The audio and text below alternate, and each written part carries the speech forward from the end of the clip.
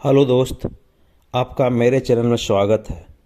आज मैं एक राजकुमारी का ही कहानी लेकर आपके समक्ष आया हूँ, जिनका उल्लेख किताबों में नहीं है।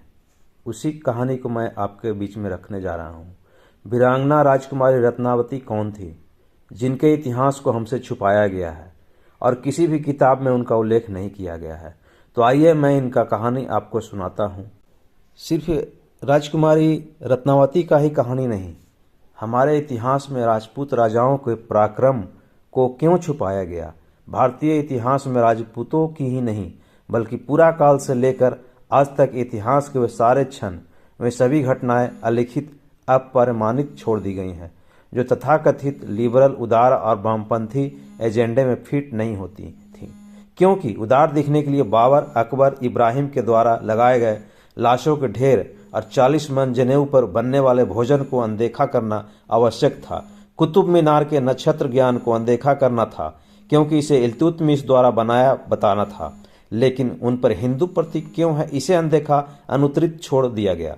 क्योंकि ताजमहल, लाल किला, फतेहपुर सीकर हो या देश के चारों कोनों के इंच इंच हिस्से में बिखरी पूरा वैभव का अनबोली गाथाएं हों, अनदेखा करना इसलिए आवश्यक था क्योंकि यह सब कुछ भारतीय हिंदुओं की लाशों के ढेर पर मिली आज़ादी के बाद भी भारत को लिबरांडू धर्मनिरपेक्ष बनाए रखने के लिए आवश्यक था।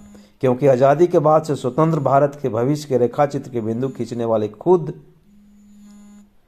एक्सीडेंटल हिंदू थे और हिंदू होने पर शर्मिंदा भी थे। तो हिंदू या भारतीय संस्कृति का गौरवगान कैसे कर सकते थे। लेकिन हम एक्सीडेंटल हिंदू नहीं हैं और गौरवान्वित नहीं हैं, इसलिए हम गौरवगान करेंगे। तो आइए राजकुमारी रत्नावती का वीडियो में आप बने रहें और पसंद आए तो सब्सक्राइब और लाइक ज़रूर करेंगे, कमेंट भी करेंगे। तो आइए मैं वीडियो। ये बात उन दिनों की है जब अलाउद्दीन खिलजी का पूरा परचम पूरे देश में लहरा रहा था। उसका ही एक सेनापति था और उसका समझिए कि साथ में हमेशा रहने वाला मलिक काफूर। वैसे तो वो खरीदा हुआ गुलाम था, लेकिन इससे और अलाउद्दीन खिलजी में बहुत बनता था।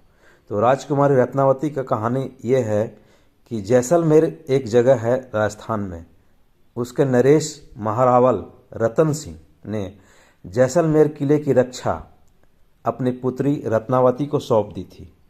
इसी दौरान दिल्ली में अलाउद्दीन खिलजी की सेना ने, वो दिल्ली का शासक था उस समय, पूरे किले को घेर लिया, जैसलमेर किले को, जिसका सेनापति मलिक काफूर था। किले के चारों ओर खिलजी की सेना ने घेरा डाल दिया, किंतु राजकुमारी रत्नावती इससे घबराई नहीं और सैनिक वेश में घोड़े पर बैठी किले के बुर्जों और अन्य स्थानों पर घूम घूम कर सेना का संचालन करती रही। अंततः उसने सेनापति काफूर सहित 100 सैनिकों को बंधक बना लिया। ये हमारी वीरांगना है।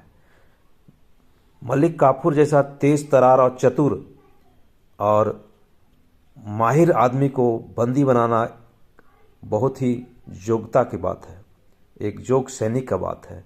आइए वीरांगना राजकुमारी इतना हिम्मत वाली कि उसने मलिक काफूर को बंधक बना कर रख लिया। सेनापति के पकड़े जाने पर खिलजी की सेना ने किले को तो घेर लिया, किले के भीतर का अन्न समाप्त होने लगा था। चूंकि काफ़ी दिन से घेरा डाले हुए था, तो वहाँ जो भी किले में अनाज जमा करके रखा गया था तो धीरे धीरे समाप्त होने लगा।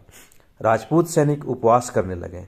रत्नावती भूख से दुर्बल होकर पीली पड़ गई। किंतु ऐसे संकट में भी राजकुमारी रत्नावती द्वारा राजधर्म का पालन करते हुए अपने सैनिकों को रोज एक मुट्ठी और मुगल बंदियों को 2 मुट्ठी अन्न रोज दिया करती थी। क्योंकि मुगल बंदी जो थे उनको भी खाना ये सही ढंग से दे रही थी। एक हमारी विरासत है, एक हमारा धर्म है कि हम अपने मातहत अपने कैदी को भी, जो मेरा दुश्मन है, उसको भी हम खाना देते हैं।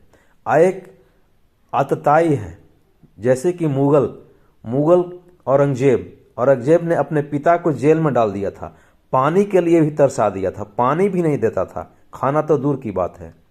और एक हमारी वीरांगना जिसने अपने आधा पेट खाकर मुगल बंदियों को खाना दिया।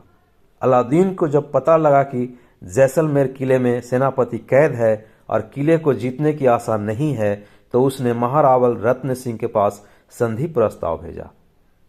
राजकुमारी ने एक दिन देखा कि खिलजी की सेना अपने तंबू डेरे उखाड़ रही है और उसके पिता अपने सैनिकों के साथ चले आ रहे हैं। रानी के पिता रत्न सिंह आ रहे हैं, संधि चुकी हो चुका था तो आ रहे थे तो उनको किले से ही देख ली, दूर से ही। मलिक काफूर जब किले से छोड़ा गया तो उसने कहा, यह राजकुमारी साधारण लड़की नहीं, यह तो वीरांगना के साथ देवी भी है। इन्होंने खुद भूखी रहकर हम लोगों का पालन किया है। ये पूजा करने जोग आदरणीय है। ऐसा है दुश्मन, जो दुश्मन भी ये बयान कर रहा है कि हमें तो इनको पूजा करना चाहिए, लेकिन इन सब मुगलों पर या इस जाति पर विश्वास करना मुश्किल है। फिर भी चलिए, हमारा धर्म है, हमने इसको निभाया, हमारी वीरांगना राजकुमारी ने निभाया और अपने दुश्मन को भी खिलाया और बाइज्जत बरी भी कर दिया। तो इसके अदम्य साहस के कारण ही इनके पिता के पास संधि का प्रस्ताव भेजा अलाउद्दीन खिलजी। वो बहुत क्रूर और बहुत ही विधर्मी था। उस शासक को भी एक वीरांगना रानी के सामने आत्मसमर्पण करना पड़ा। एक आत्मसमर्पण ही कहा जाएगा संधि प्रस्ताव। तो ये था मेरा रत्नावती का कहानी, जिसका उल्लेख तो किसी किताब में आप नहीं पढ़ने को मिलेगा आपको। तो आपको ये वीडियो कैसा लगा कमेंट करके बताएंगे, लाइक सब्सक्राइब जरूर करेंगे। धन्यवाद मेरे वीडियो में बने रहने के लिए।